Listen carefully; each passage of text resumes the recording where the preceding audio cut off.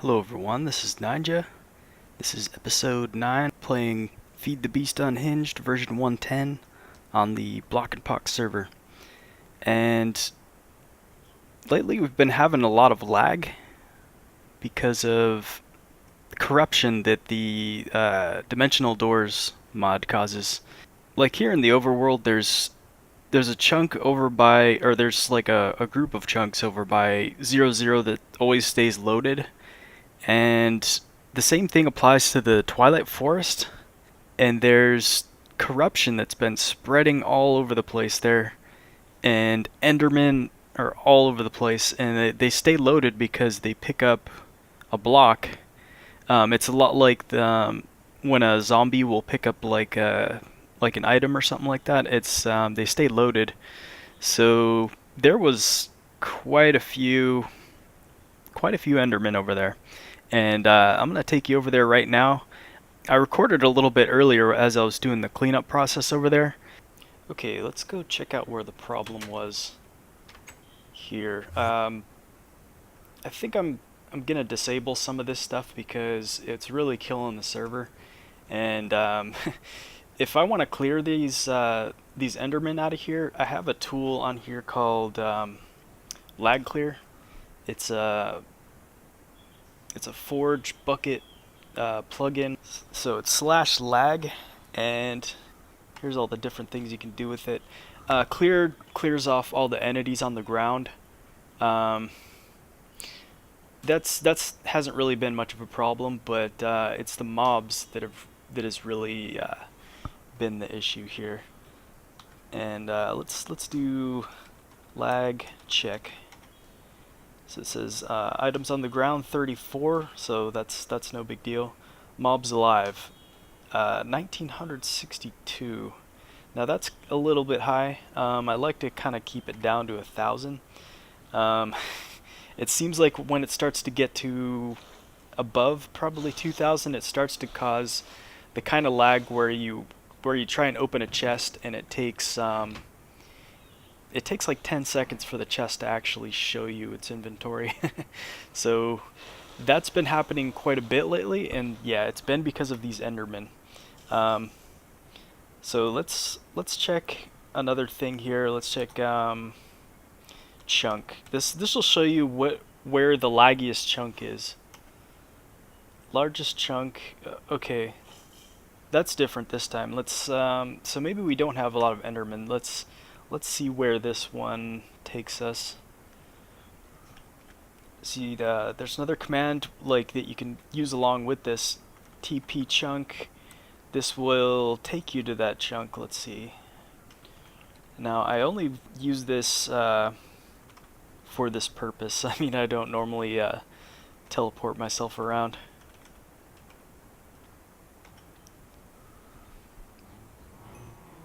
Okay. Okay, so the laggiest chunk is by me. Because these are my cows right here, and wow, it's okay. Maybe I have too many cows, because this is really bad. I can't even fight these spiders here. All right. Huh. Yeah, this is really bad. Alright, let's try and get rid of this. I probably have way too many cows. I spawned some back in here last night because when you use this one command right here, kill mobs, it clears all mobs from your world except for I think villagers, including cows. So I had no cows at the moment, and so I had no cows, but I brought them back in, and I think I might have brought one too many cows back in. So I probably have way too many baby cows at this moment. If we can get over there. So I don't want to do the mob clear again because it's just going to kill all the cows again. But see, just walking around is kind of a difficult task right now. With the frame rate like this, it's not easy. Well, let's see if the adults are actually getting slaughtered here. They are not. Okay, so I accidentally have them both turned off. I'm not sure why I did this exactly. I must have thought they were both turned on with the switch being down, but so that explains it. A simple mistake like that can bring the server to a halt. So I guess I'm the culprit this time.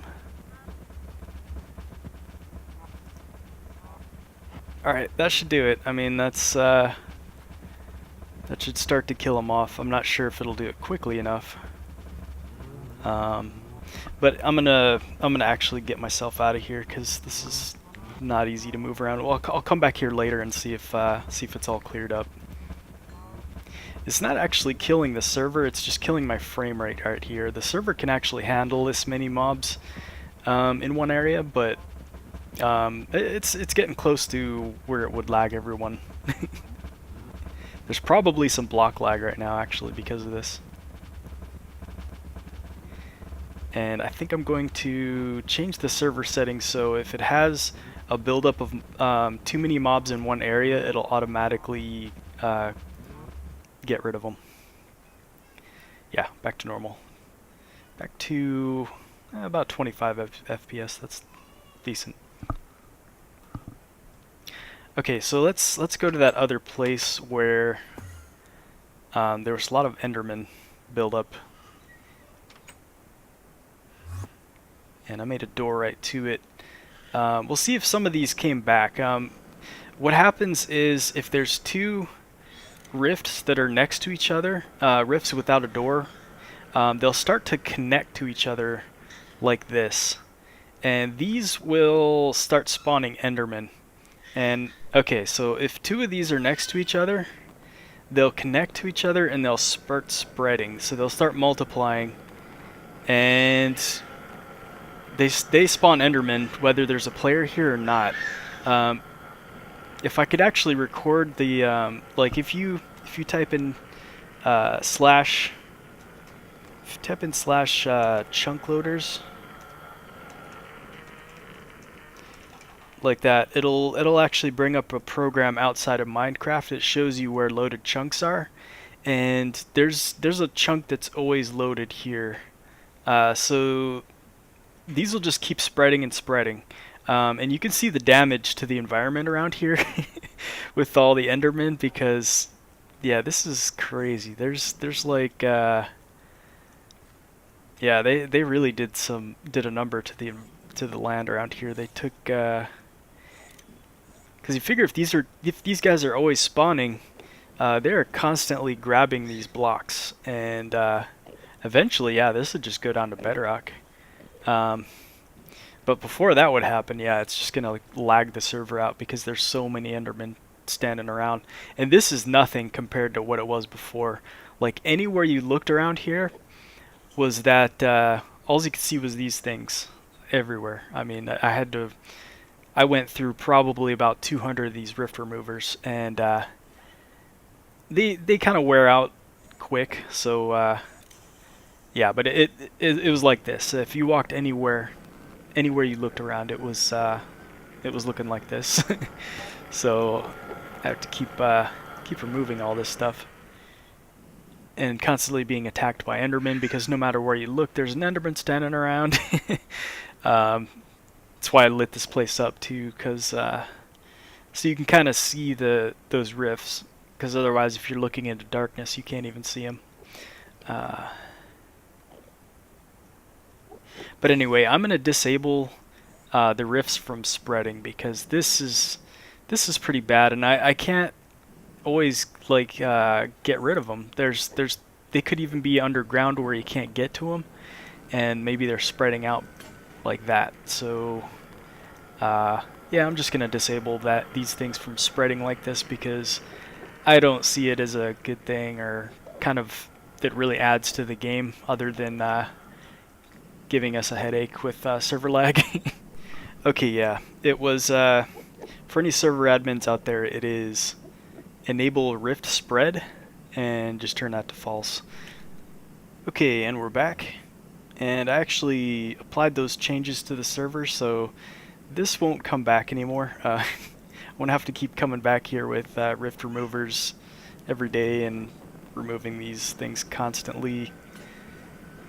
Yeah, because you can see all these Endermen around this area. It's really bad. You can also disable that in the configs to where rifts won't spawn Endermen. But without this spread, that's not really much of a problem.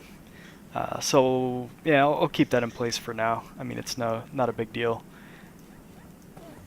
I mean, it is kind of a problem when these guys stay loaded all the time. Like when they pick up blocks, like this guy over here. I think they won't go away when they pick up a block. So so I might disable that too. We'll see.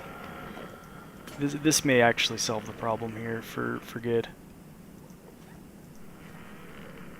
Oh, look at this. Got a witch riding a giant spider. Get rid of that guy. Yeah, that poison could still hurt you even with this suit. I was killed one time in here because I got poisoned and then a bunch of Endermen started hitting me, all kind of in the same time period. So.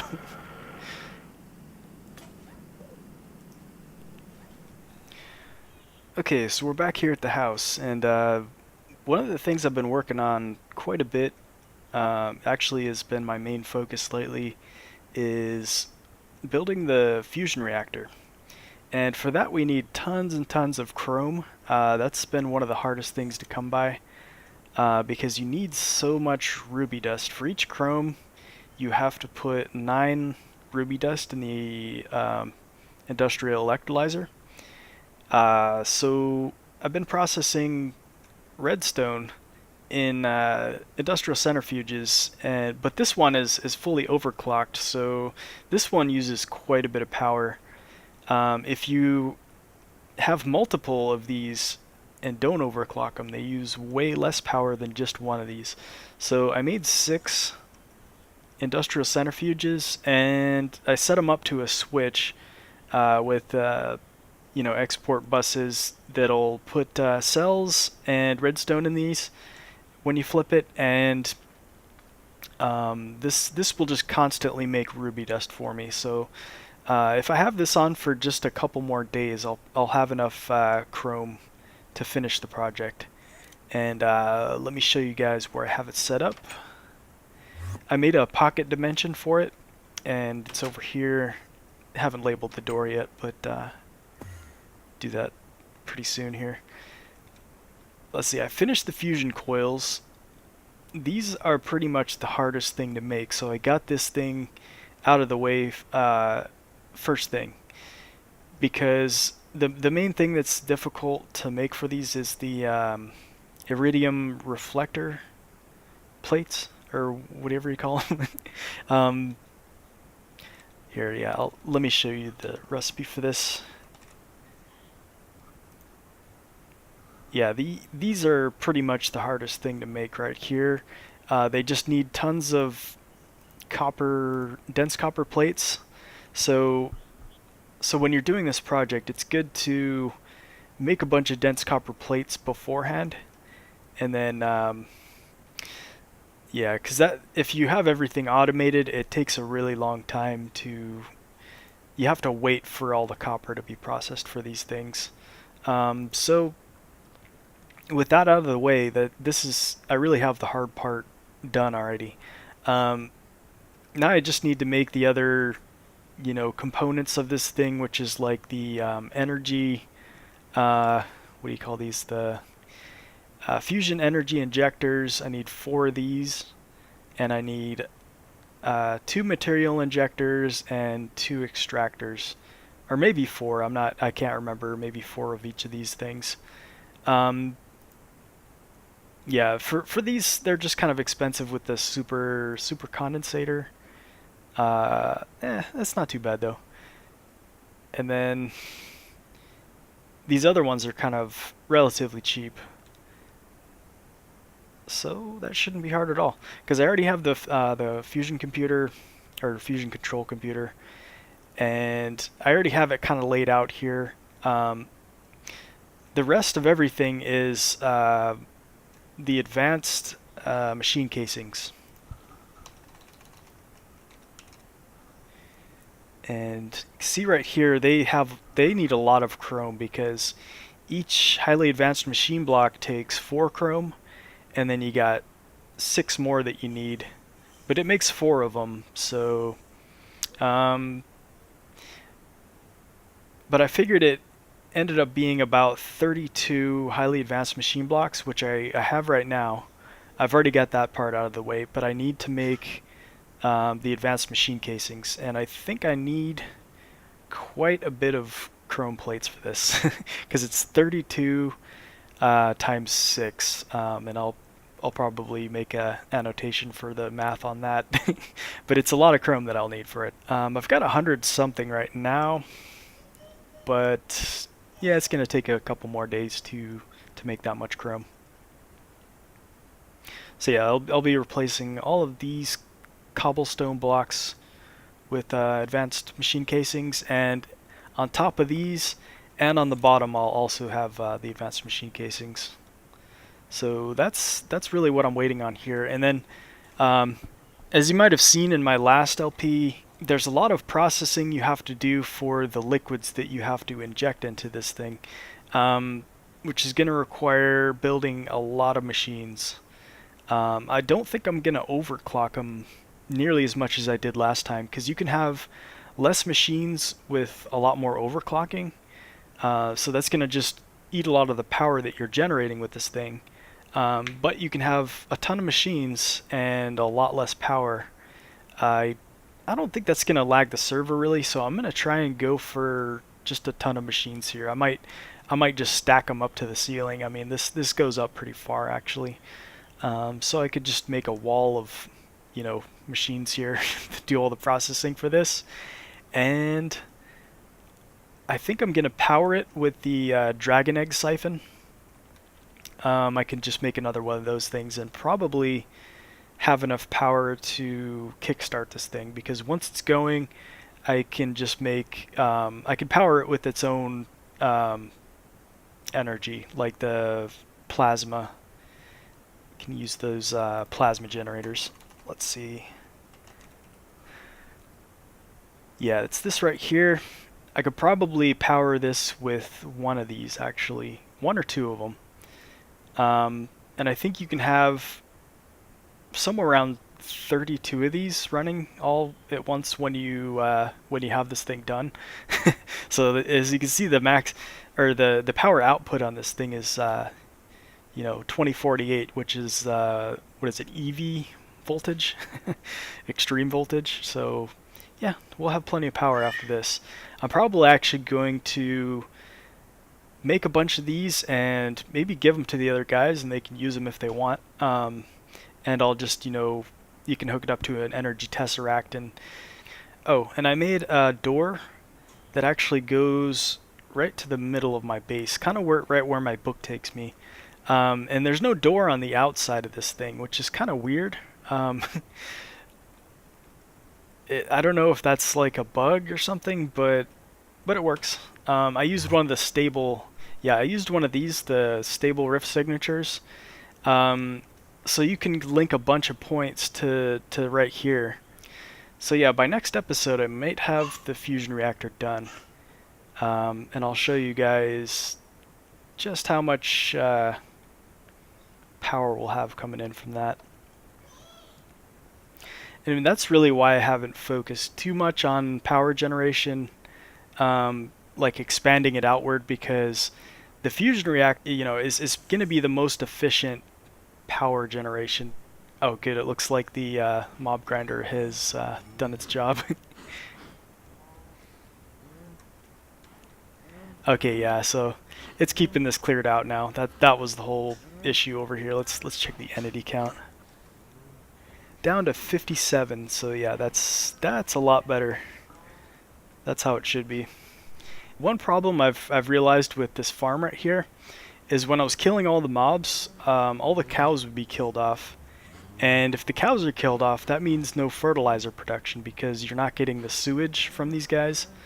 So the composter wasn't able to, make nearly as much compost, and if there's no compost, there's no mushroom growth. and the mushrooms were the most abundant thing, so it doesn't really keep up with the 6 high pressure steam boilers. So once this thing turns off, my biofuel was starting to go down a little bit. Not very fast though. It would be like maybe 2 percentage points per day. So yeah, if it happens that my cows get killed off, my biofuel production goes down because the mushrooms won't grow without the fertilizer. So I might be actually replacing everything that's seeds to saplings right now, and the mushrooms also to other types of trees. That way it's more cow proof, so it doesn't rely on the cows completely. Alright, so this is kind of a shorter episode. I kind of just wanted to update you guys on what's going on here. It's been a lot of just grinding away at auto crafting and stuff like that. So not too exciting, but it's fun for me. But good video? I'm not sure. I don't think so. Probably better to do most of this off camera and then come back and show you the progress. So I'll continue this, and by next episode we'll probably have the fusion reactor, or at least getting close to completing it. I might do that on camera, like we'll first fire it up on camera. And alright, thanks for watching. I'll see you next time.